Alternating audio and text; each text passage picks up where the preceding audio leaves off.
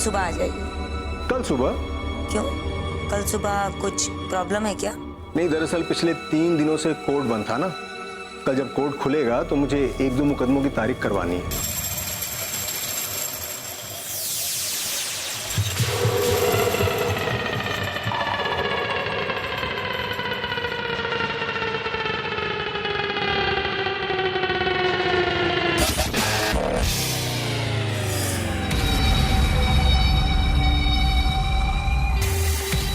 प्रणाम भैया।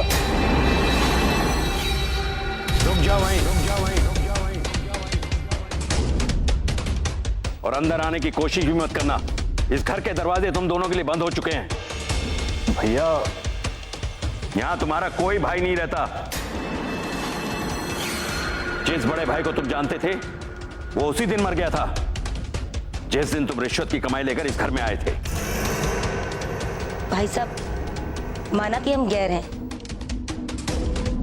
पर इस तरीके से दरवाजे पर कोई आए उसके साथ ऐसा व्यवहार कोई भी नहीं करता भाई साहब। माया चुप हो जाओ, मैं बात कर रहा हूँ ना, प्लीज। क्या बात कर रहे हो तुम? मुझे पता था भाई साहब की शक्ल देखते ही तुम्हारे तो मुंह एकदम चुप हो जाता। ठीक ही बिल्ली बन के खड़े रहो। अब जाओ आके।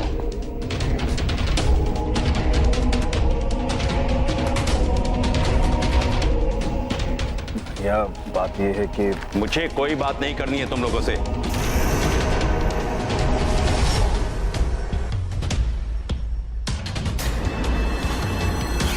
हमें बात करनी है भाई साहब आपसे।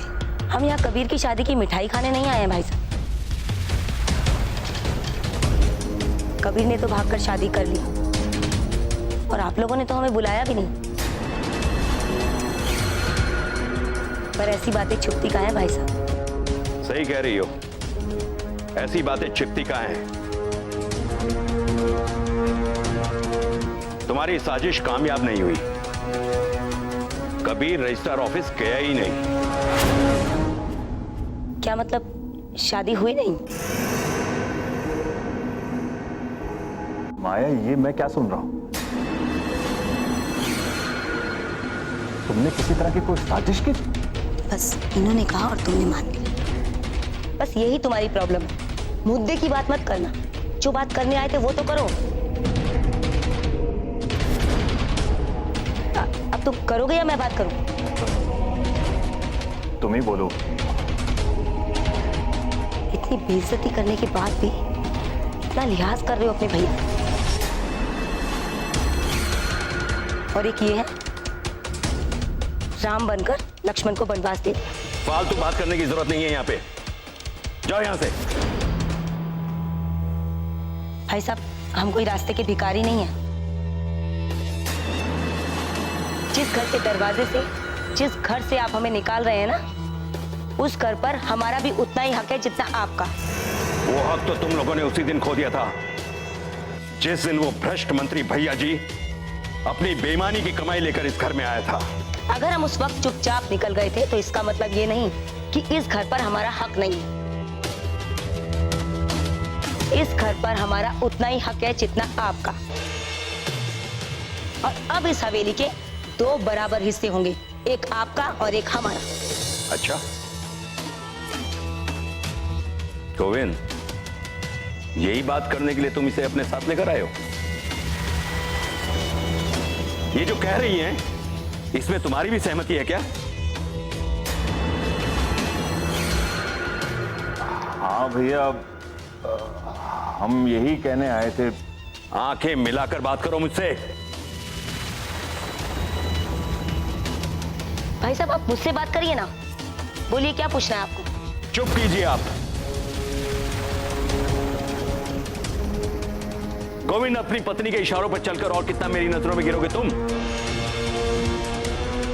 भाई साहब, गिरा तो आप पहले ही चुके, बहुत मुश्किल से उठे हम। और आप देखिएगा, बहुत ऊंचाई पर जाएंगे। भैया, आप बंटवारा कर दीजिए ना। बिल्कुल नहीं, मेरे जीते जी इस घर का बंटवारा होगा ही नहीं। भाई साहब, अगर आप जबरदस्ती करेंगे ना तो हमें कोर्ट में जाना पड़ेगा। अरे जहां मर्जी जाइए आप, चलिए जाइए। देख लिया नतीजा चुप रहने का। देख ली इनकी दादागिरी। देखिए भाई साहब, हम अपना हक मांग रहे हैं जो जायज है। प्लीज आप हमारा हिस्सा हमें दे दीजिए, फिर हम चाहे फिर उसका जो मर्जी करें। कभी भी नहीं। मेरे रहते हुए इस घर के टुकड़े होंगे ही नहीं। चलो निकलो यहां से, निकलिए। भाई साहब आज तो हम जा रहे हैं, पर हम भी देखते हैं कि आप हमारा हक कैसे मारते हैं। हम अपना हिस्सा लेकर रहेंगे। सुना सुना मैंने क्या कहा? निकलिए यहां से, चलो जी। निकलिए।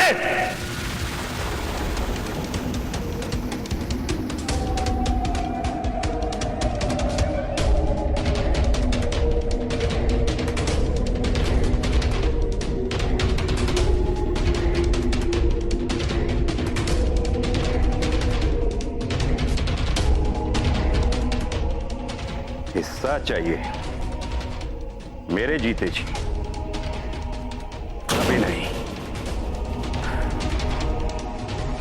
गुरुजी कहते हैं इसका मतलब आपका ध्यान कहीं और है। लेकिन माधव भैया, ऐसा लग रहा है जैसे बाबा किसी से झगड़ा कर रहे हो। ऐसी कोई बात नहीं, ऐसा होता तो गुरुजी मुझे आवाज देते। वो सब तो ठीक है, लेकिन मुझे ऐसे क्यों लग रहा है? अभ्यास को छोड़कर जाना चाहती हो तो जाओ, पर डांट पड़े तो रोना नहीं। यह साधना है, पूजा है, इसे बीच में छोड़कर नहीं जाते। चलो फिर से शुरू करो। ठीक है।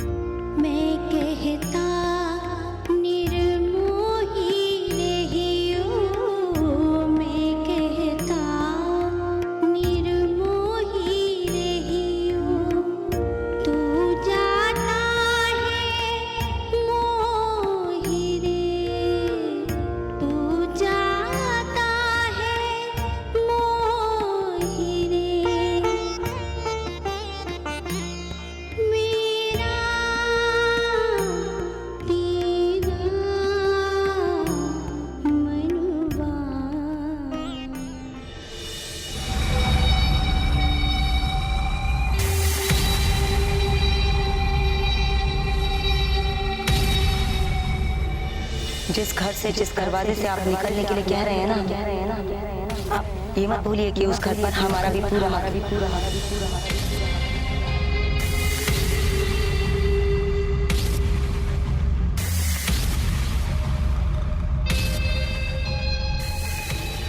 अगर हम उस वक्त चुपचाप निकल गए थे तो इसका मतलब ये नहीं कि इस घर पर हमारा हक नहीं। इस घर पर हमारा उतना ही हक है जितना आपका।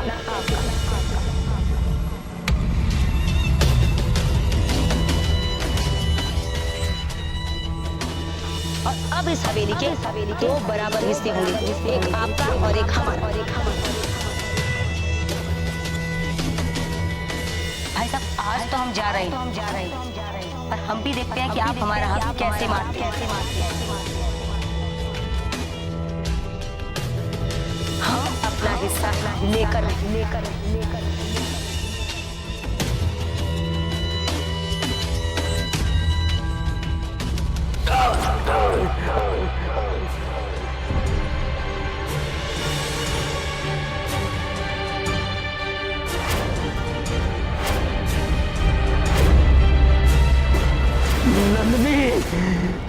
माधव, नंदिनी, माधव, माधव, माधव, नंदिनी।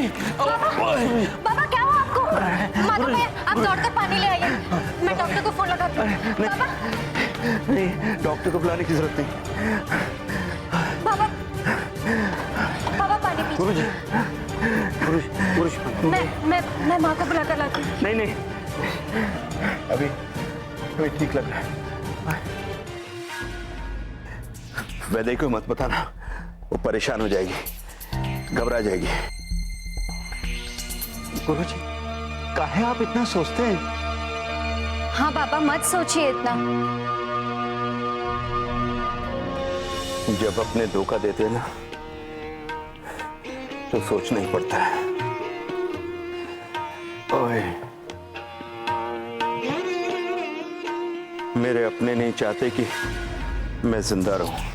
नहीं बाबा, ऐसा कुछ भी नहीं है, और इस घर में तो ऐसा कोई नहीं सोचता। ये बात तो मैंने अभी तक वैदेही को भी नहीं बताई। बात? कैसी बात बाबा? तुमने सही कहा था, इस घर का अगर कोई दुश्मन है तो गोविंद की पत्नी माया। बाबा, आप उन्हें उनके हाल पर छोड़ दीजिए।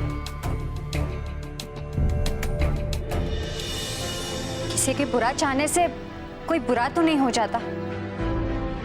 हाँ गुरुजी। आप देखिए ना, वो कबीर की साजिश शादी करवाने की, वो कामयाब नहीं हुई उनकी, तो फिर आपको तो खुश होना चाहिए। नंदिनी, जानती हो पति पत्नी आए थे इस घर का बंटवारा करने। क्या?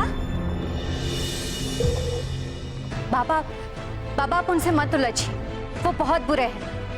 इस घर का बंटवारा करा के वो ना नसीब तो नहीं बांट लेगी।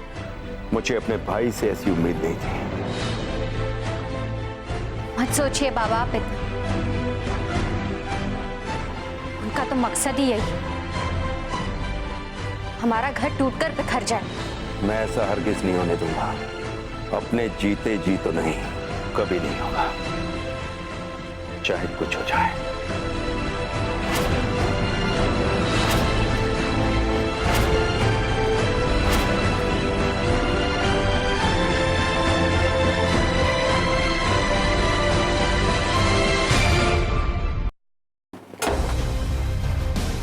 देख लिया ना चुप्पी का नतीजा।